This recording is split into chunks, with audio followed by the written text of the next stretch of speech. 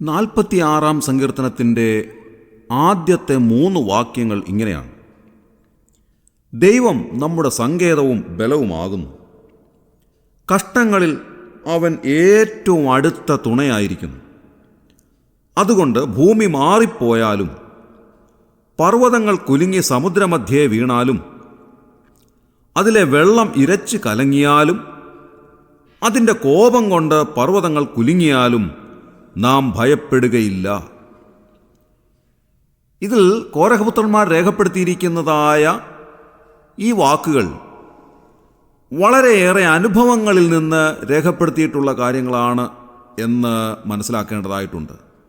സംഖ്യാപുസ്തകം 16-ാം അധ്യായത്തിൽ കോരഹ, ദാഥാൻ, അബീരാം എന്നിവർ ദൈവത്തിന് വിരോധമായി പിറുപിറുത്തപ്പോൾ അവരുടെ കുലങ്ങൾക്ക് സംഭവിച്ച വലിയ ദുര്യോഗത്തെ സംബന്ധിച്ച് രേഖപ്പെടുത്തിയിട്ടുണ്ട്. ഭൂമി വായ് പിളർന്ന് അവരെ വിഴുങ്ങിക്കളഞ്ഞു എന്നാണ് നാം വായിക്കുന്നത്. ഈ ഭൂമി വായ് പിളർന്ന് വിഴുങ്ങിക്കളയുന്ന അത്യപൂർവമായ അതിഭയങ്കരമായ കാര്യം ശരിയാം വണ്ണം മനസ്സിലാക്കിയ കോരഹപുത്രന്മാർ പറയുകയാണ്: ഭൂമി മാറിപ്പോയാലും പർവ്വതങ്ങൾ കുലുങ്ങി സമുദ്രമധ്യേ വീണാലും അതിലെ വെള്ളം ഇരച്ച് കലങ്ങിയാലും അതിൻ്റെ കോപം കൊണ്ട് പർവ്വതങ്ങൾ കുലുങ്ങിയാലും നാം ഭയപ്പെടുകയില്ല. എന്തുകൊണ്ടാണ് അവർ ഇങ്ങനെ പറയുന്നത്? ആദ്യത്തെ വാക്യത്തിൽ നാം വായിക്കുന്നത് എന്താണ്? ദൈവം നമ്മുടെ സങ്കേതവും ബലവുമാകുന്നു, കഷ്ടങ്ങളിൽ അവൻ ഏറ്റവും അടുത്ത തുണയായിരിക്കുന്നു. കഷ്ടങ്ങളിൽ അടുത്ത തുണ എന്നല്ല എഴുതിയിരിക്കുന്നത്, ഏറ്റവും അടുത്ത തുണയെന്നാണ്. നമ്മുടെ അരക്ഷിതാവസ്ഥയിലാണ് മറ്റുള്ളവരുടെ സഹായത്തിൻ്റെ വില നാം അറിയുന്നത്. നാം തനിയെയാകുമ്പോഴോ അല്ലെങ്കിൽ രോഗികളാകുമ്പോഴോ ക്ഷീണിതരാകുമ്പോഴോ നാം വിവിധ കാര്യങ്ങളുടെ മുൻപാകെ പ്രയാസപ്പെടുമ്പോഴൊക്കെയാണ് മറ്റുള്ളവർ നമ്മെ സഹായിക്കുന്നതിൻ്റെ വില എത്രമാത്രം വലുതാണ് എന്ന് ഗ്രഹിക്കുവാൻ സാധിക്കുന്നത്. ആ അർത്ഥത്തിൽ നാം നോക്കുമ്പോൾ നമ്മുടെ ജീവിതത്തിലെ പ്രയാസങ്ങളുടെയോ കഷ്ടതയുടെയോ മധ്യത്തിലാണ് ദൈവം നൽകുന്ന വിലയേറിയ സഹായത്തിൻ്റെ വലിപ്പം ഗ്രഹിക്കുവാൻ നമുക്ക് സാധിക്കുന്നത്. അതുകൊണ്ടാണ് നമ്മുടെ ജീവിതത്തിൽ കഷ്ടത അനുഭവിക്കുവാൻ ദൈവം നമ്മെ അനുവദിക്കുന്നത് തന്നെ. ദൈവത്തിൻ്റെ സഹായത്തെ കൂടുതലായി ഗ്രഹിക്കുവാൻ നമുക്ക് സാധിക്കുന്നത് നമ്മുടെ കഷ്ടതയുടെ മധ്യത്തിലാണ്, പ്രയാസത്തിൻ്റെ മുഖത്താണ്. ദൈവം നമ്മോട് അടുത്തു വരുന്നത്, നമ്മെ സഹായിക്കുന്നത്, നമ്മെ തലോടുന്നത്, നമ്മെ ആശ്വസിപ്പിക്കുന്നത്, നമ്മുടെ കരം പിടിച്ചിരിക്കുന്നത് ഒക്കെ അനുഭവിക്കുവാൻ സാധിക്കുന്നത് എപ്പോഴാണ്? നമ്മുടെ കഷ്ടതയുടെ സമയത്താണ്. 23-ാം സങ്കീർത്തനത്തിൽ ദാവീദ് രാജാവ് പറയുന്നത് ഇങ്ങനെയാണ്: കൂരിരുൾ താഴ്വരയിൽ കൂടി നടന്നാലും ഞാനൊരു അനർത്ഥവും ഭയപ്പെടുകയില്ല, നീ എന്നോട് കൂടെ ഇരിക്കുന്നുവല്ലോ, നിന്റെ വടിയും കോലും എന്നെ ആശ്വസിപ്പിക്കുന്നു. കൂരിരുളിൻ്റെ അനുഭവത്തിലൂടെ കടന്നു പോകുമ്പോഴാണ് കർത്താവ് കൂടെ ഇരിക്കുന്നത് മനസ്സിലാക്കുവാൻ നമുക്ക് സാധിക്കുന്നത്. കർത്താവ് കരം പിടിച്ചിരിക്കുന്നു എന്നുള്ളത് ഗ്രഹിക്കുവാൻ നമുക്ക് സാധിക്കുന്നത് അപ്പോഴാണ്.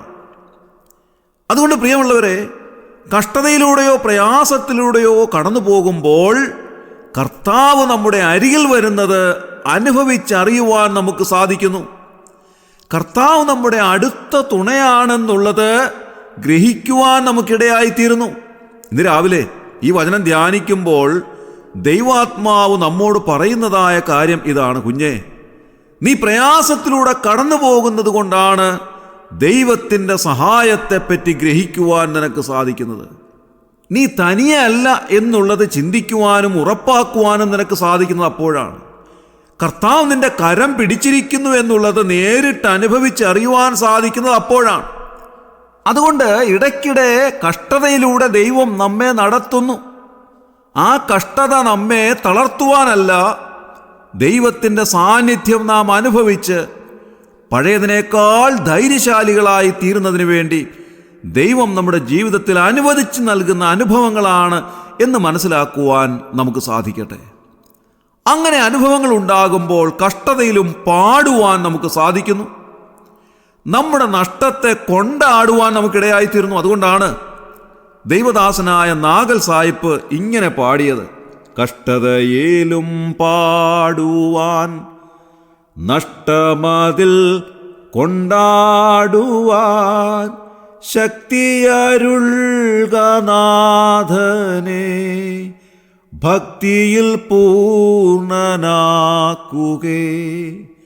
ശക്തിയരുൾക നാഥനെ, ഭക്തിയിൽ പൂർണ്ണനാക്കുകേ. ഉറപ്പിക്കെന്നെ എന്നാഥ, നിറയ്ക്ക എന്നെ ശുദ്ധാത്മാ, ക്രിസ്തൻ മഹത്വത്താലെ ഞാൻ മുറ്റും നിറഞ്ഞു ശോഭിപ്പാൻ. ക്രിസ്തൻ മഹത്വത്താലെ ഞാൻ മുറ്റും നിറഞ്ഞു ശോഭിപ്പാൻ. കഷ്ടതയിലും പാടുവാൻ നമുക്ക് സാധിക്കുന്നത് അതുകൊണ്ടാണ്. നമ്മുടെ നഷ്ടത്തെ വലിയ സന്തോഷമാക്കി കൊണ്ടാടുവാൻ നമുക്ക് സാധിക്കുന്നതിൻ്റെ കാരണം അതാണ്. കർത്താവ് നമ്മുടെ കൂടെ ഉണ്ട് എന്നുള്ള അടിയുറച്ച വിശ്വാസമാണ്. അതൊരനുഭവമാണ്. കഷ്ടതയിലൂടെ കടന്നു പോകുന്നൊരു വ്യക്തിക്ക് മാത്രമേ കർത്താവിൻ്റെ സാന്നിധ്യം തിരിച്ചറിയുവാൻ സാധിക്കുകയുള്ളൂ. കോരഹപുത്രന്മാർ കണ്ടിട്ടുള്ള ഏറ്റവും ഭയാനകമായ സാഹചര്യമായിരുന്നു ഭൂമി വായ് പിളർന്ന് കോരഹ്യ കുലങ്ങളെയും ദാഥാൻ അബീരാം എന്നിവരുടെ കുലങ്ങളെയും വിഴുങ്ങിക്കളഞ്ഞതായ സംഭവം.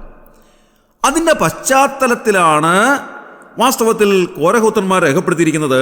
അതുകൊണ്ട് ഭൂമി മാറിപ്പോയാലും, പർവ്വതങ്ങൾ കുലുങ്ങി സമുദ്രമധ്യേ വീണാലും, അതിലെ വെള്ളം ഇരച്ച് കലങ്ങിയാലും, അതിൻ്റെ കോപം കൊണ്ട് പർവ്വതങ്ങൾ കുലുങ്ങിയാലും നാം ഭയപ്പെടുകയില്ല എന്ന് പറഞ്ഞാൽ ഏറ്റവും ഭയാനകമായ പ്രയാസങ്ങളിലൂടെ കടന്നു പോകുമ്പോഴും നാം ഭയപ്പെടേണ്ടുന്ന കാര്യമില്ല എന്നുള്ളത് തന്നെയാണ്.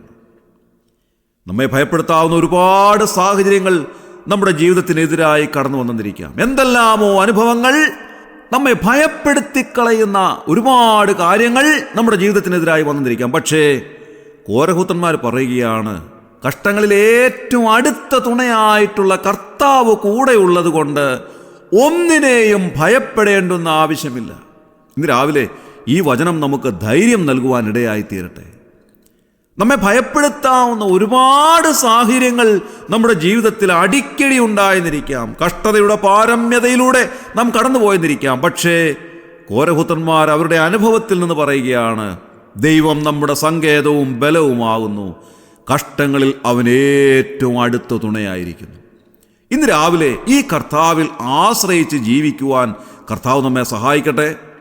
നമ്മുടെ ജീവിതത്തെ ഭയപ്പെടുത്തുന്ന, ഭാരപ്പെടുത്തുന്ന, നമ്മെ തളർത്തിക്കളയുന്ന എന്തെല്ലാം അനുഭവങ്ങൾ നമുക്കെതിരായി വന്നിരുന്നാലും ഈ സങ്കീർത്തന ഭാഗം നമ്മോട് പറയുകയാണ്, ദൈവത്തിൻ്റെ ആത്മാവ് നമ്മോട് പറയുകയാണ്, ദൈവം നമ്മുടെ സങ്കേതവും ബലവുമാകുന്നു, കഷ്ടങ്ങളിൽ അവൻ ഏറ്റവും അടുത്ത തുണയായിരിക്കുന്നു. അതുകൊണ്ട് നാം ഭയപ്പെടേണ്ടെന്ന ആവശ്യമില്ല. ഏതെങ്കിലും നിലയിൽ ഭയം നമ്മെ ഗ്രസിച്ചിരിക്കുന്നുവോ? ഏതെങ്കിലുമൊക്കെ കഷ്ടതകൾ നമ്മെ തകർത്ത് കളയും എന്ന് ഭാരപ്പെടുന്നുവോ? ഇന്ന് രാവിലെ ഈ ദൈവവചനത്തിൽ ആശ്രയിച്ച് ധൈര്യത്തോടെ ജീവിക്കുവാൻ കർത്താവ് നമ്മെ സഹായിക്കട്ടെ. കർത്താവ് നമ്മുടെ കൂടെയുണ്ട്. അതുകൊണ്ട് ഒന്നുകൊണ്ടും ഭയപ്പെടാതെയും ഭാരപ്പെടാതെയും മുൻപോട്ട് ജീവിക്കുവാൻ ഇന്നത്തെ ദിവസം ദൈവത്തിൻ്റെ ആത്മാവ് നമ്മെ സഹായിക്കട്ടെ. നമ്മുടെ കണ്ണുകളെ അടയ്ക്കാം, പ്രാർത്ഥിക്കാം. ക്രിസ്തുയേശുവിലൂടെ അതിവാത്സല്യമായി ഞങ്ങളെ സ്നേഹിക്കുന്ന സ്വർഗീയ പിതാവാം നല്ല ദൈവമേ, അനുഗ്രഹകരമായ ഈ പ്രഭാതത്തിൽ ഉണർന്നെഴുന്നേൽപ്പാൻ ഞങ്ങളെ സഹായിച്ചതിനായി ഞങ്ങൾ നന്ദിയോടെ സ്തോത്രം ചെയ്യുന്നു. ഞങ്ങളുടെ ജീവിതത്തിലെ കഷ്ടതകളുടെ സമയത്ത് കർത്താവെ, അവിടുത്തെ സാന്നിധ്യം അനുഭവിച്ചറിയുവാൻ ഞങ്ങളെ ഇടയാക്കുന്നതിനായി ഞങ്ങൾ നന്ദിയോടെ സ്തുതിക്കുന്നു.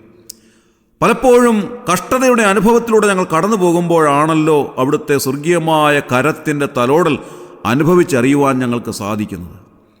അവിടുത്തെ സഹായം ഞങ്ങളുടെ ജീവിതത്തിൽ അനുഭവിച്ചറിയുന്നത് അങ്ങനെയുള്ള അവസരങ്ങളാണല്ലോ കർത്താവേ. അതുകൊണ്ട് ഞങ്ങളുടെ കഷ്ടതയുടെ സമയത്ത് ഭാരപ്പെടാതെയും പ്രയാസപ്പെടാതെയും ധൈര്യത്തോടെ ജീവിക്കുവാൻ അവിടുന്ന് ഞങ്ങളെ സഹായിക്കുന്നതിനായി ഞങ്ങൾ നന്ദിയോടെ സ്തോത്രം ചെയ്യുന്നു.